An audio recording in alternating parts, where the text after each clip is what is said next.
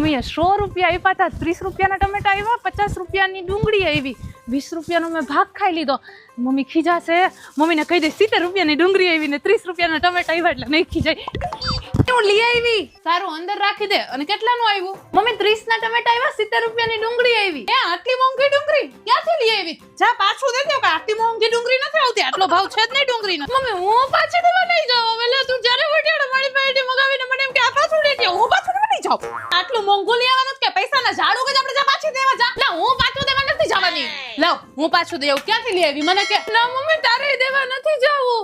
ડુંગળી મોંઘી નથી આવી. 50 રૂપિયાની ડુંગળી ને 30 રૂપિયાના ટમેટા આવ્યા, 20 રૂપિયાનો મેં ભાગ ખાઈ લીધો. મને એમ કે તું ખી જાય છે એટલે નો કીધું. ખોટું બોલતા ક્યાંથી શીખો? આ તો તારા બાપાએ વચ્ચે નહીં આવે. ઝાટક વાદે મને તને.